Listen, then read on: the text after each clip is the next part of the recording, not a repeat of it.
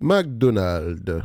Alors, c'est une entreprise qui est, bon, je pense que dans n'importe quelle watchlist, hein, on a déjà fait le tour de cette compagnie plusieurs fois sur cette chaîne. On a même fait des notes d'analyse. Les notes d'analyse, c'est essentiellement des vidéos basées sur la lecture des rapports financiers et l'écoute des conférences call.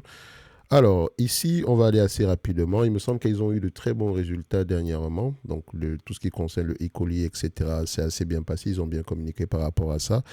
Croissance des revenus, c'est correct. Vous connaissez la raison pour laquelle le revenu est comme ça. Je ne vais pas revenir dessus.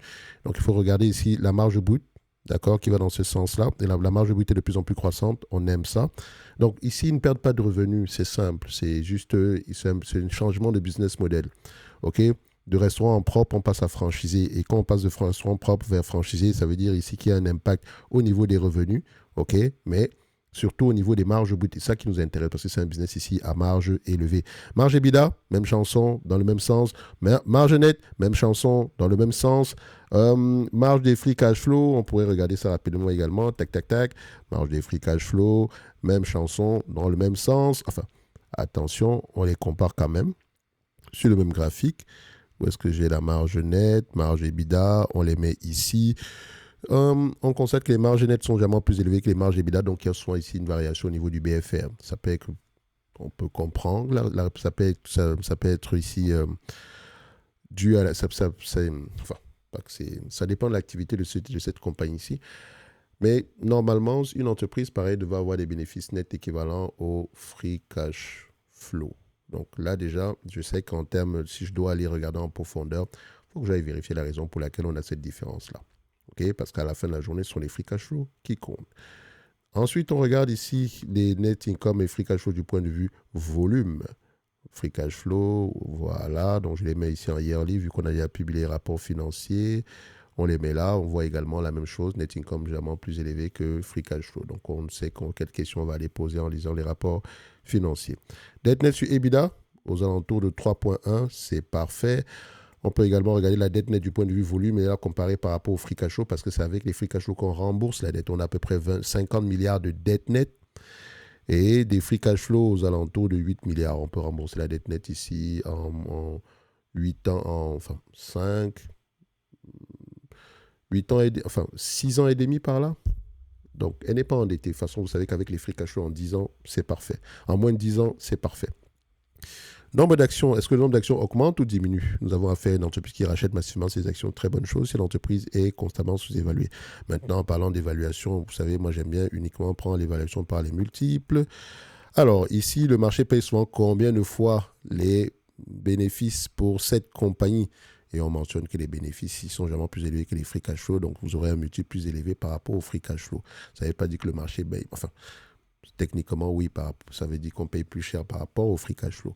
Mais comme je l'ai dit, c'est une entreprise qui peut avoir des bénéfices nets équivalents au free cash flow. Accordons des free cash flow équivalents aux bénéfices nets. Donc, accordons à McDonald's le bénéfice du doute. En moyenne, sur les 20 dernières années, c'est 20 fois les bénéfices.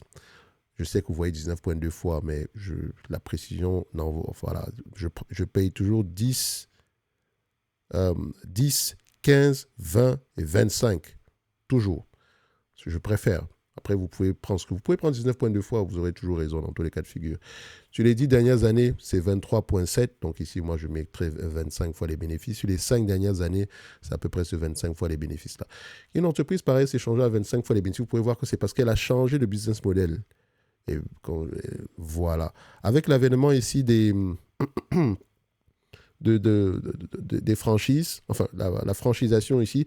Donc, ce qui s'est passé, c'est que vu que les marges sont allaient de plus en plus élevées, le marché a en conséquence réagi. C'est la raison pour laquelle on a ici une revalorisation au niveau des multiples. La revalorisation au niveau des multiples, si elle semble être positive, c'est une bonne chose, mais dans 10 ans, 20 ans, 5 ans, est-ce qu'on aura 25 fois les bénéfices pour cette compagnie? Pour une entreprise, enfin, il ne faut pas regarder la croissance des revenus, mais plutôt regarder la croissance des bénéfices nets. Donc, c'est AGR en termes de croissance. Où est-ce que j'ai ça? Net income, où est-ce que j'ai ça? Net income, CAGR, je le mets, voilà, une étoile dessus. Net income, CAGR. Ah non, ça c'est Net Interest Income, CAGR. Bon, ça peut toujours servir. Net income, CAGR, c'est ici. Voilà. Net income CAGR, on le met là. Voilà. Sur les 10 dernières années, c'est 5,62% de croissance. En termes de bénéfices nets, regardez le revenu. Sur les 10 dernières années, c'est combien? C'est moins 0,57. C'est pour ça que je dis toujours, comparez toujours la croissance du revenu avec la croissance des bénéfices nets. Ici, ça veut dire que l'entreprise est de plus en plus efficiente. Donc, elle ne gagne peut-être pas plus d'argent, mais en termes de mais les bénéfices augmentent rapidement. Donc, on peut également avoir une augmentation des marges bénéficiaires. Ensuite, parce que la structure de coût change, littéralement. Ensuite, si on compare sur les... Ça sera à peu près la même chanson sur les autres années ici. Si on compare sur les 5 dernières années, on a à peu près 6,42%. Sur les 3 dernières années, sur les 3 dernières années, nous avons à peu près 2,91%. Donc, la question que moi je vous pose, est-ce que vous payerez 25 fois les bénéfices pour cette compagnie ou 20 fois les bénéfices? Personnellement, je ne paierai pas plus que 20 fois les bénéfices ici. Et encore, je suis même très gentil. C'est plus par rapport au business model, etc. et la bonne gestion de cette entreprise. Mais le marché paye 25 fois les bénéfices. Pour le moment, c'est ce qu'on va mettre. Il n'y a pas de souci par rapport à ça.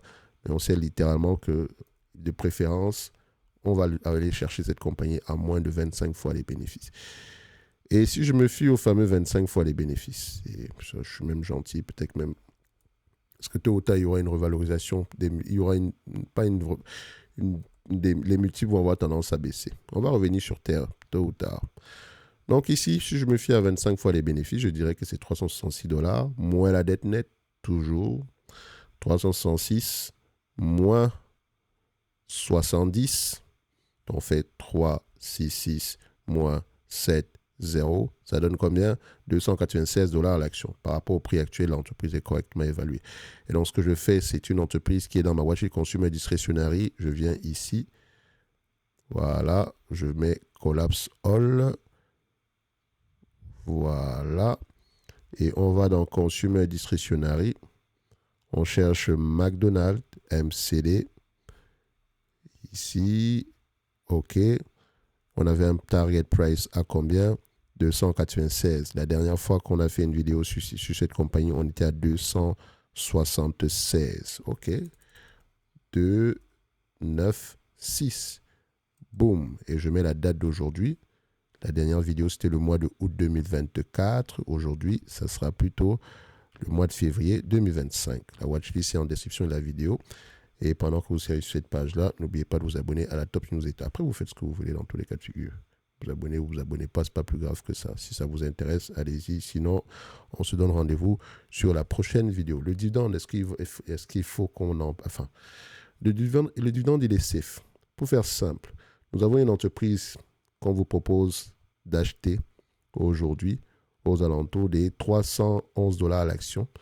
Une entreprise qui pourrait reverser de manière prévisible, parce que 72% du temps, les analystes font de bonnes prévisions sur cette compagnie. C'est assez correct. Si on exclut la pandémie ici, je pense même qu'on a quelque chose de bien plus élevé que ça. Par rapport au prix actuel, c'est un rendement sur coût de 4,70%. Ce qui veut dire que le dividende en lui-même, son plafond de verre pour 2027 est à 4,70. Il n'est que de 2,28% présentement, donc il peut continuer à croître. Et voilà.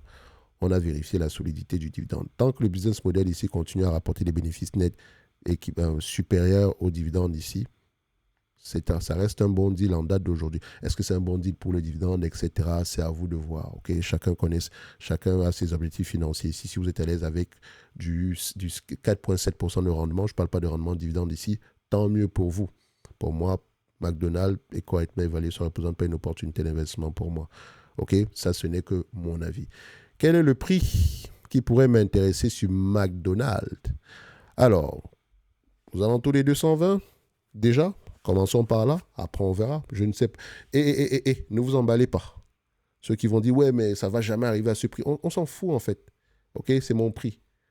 D'accord? C'est celui à partir duquel je me sentirai à l'aise. Celui à partir duquel je pourrais me dire, ah, ce prix-ci pourrait me permettre d'atteindre mes objectifs financiers.